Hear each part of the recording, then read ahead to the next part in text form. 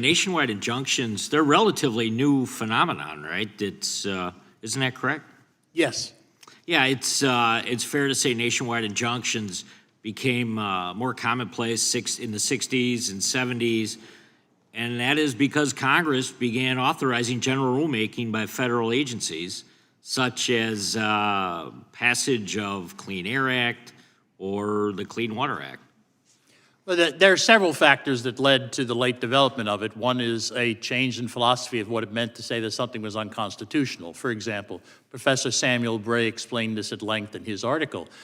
Traditionally, when a court said something was unconstitutional, it meant the government could not enforce it against you. Over time, courts gradually began to say, no, that means you can't force it against anybody. The problem is that overlooks the role that a district court judge has both horizontally and vertically within the federal system. No one district court judge can bind the appellate court or the Supreme Court.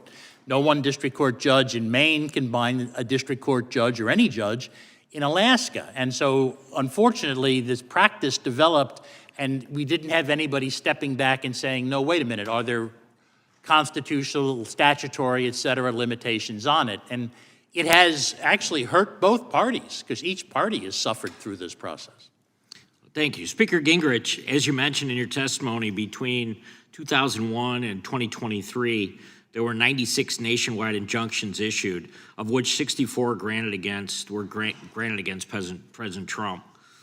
Well, why do you think the courts have issued nationwide injunctions against President Trump with such frequency? It's kind of a question we're all pondering right now.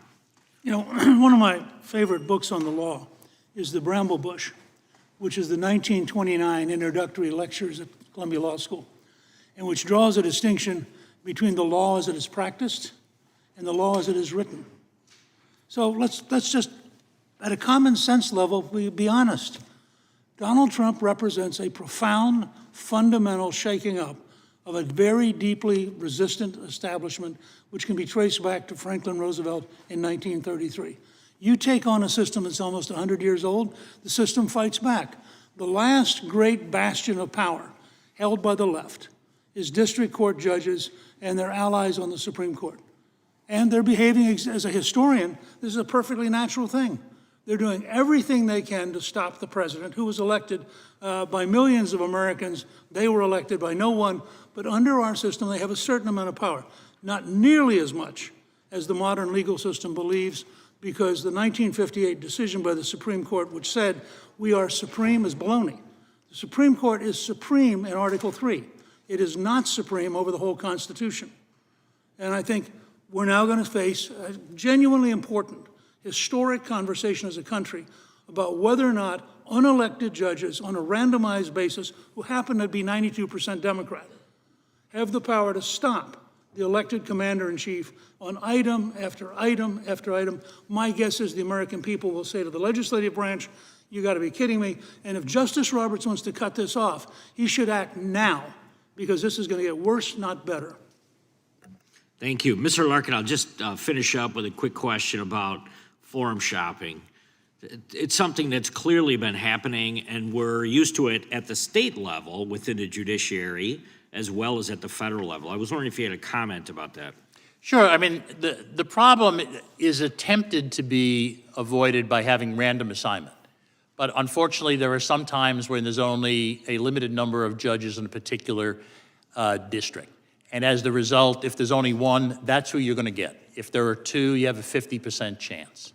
And people wind up doing this, not surprisingly, because they think Judge A is going to give them a better likelihood of success. Now, you know, that's bad enough when what you're talking about is a damages action, because that damages action is going to result in a check, perhaps, that goes just to one party. It's different when you're talking about having one judge in any one town enjoying the entirety of the federal government across the nation. That's a much more severe problem, and that's why this is a reasonable effort to cabin that. And, you know, picking favorable judges is a reason why. Thank you. I yield back.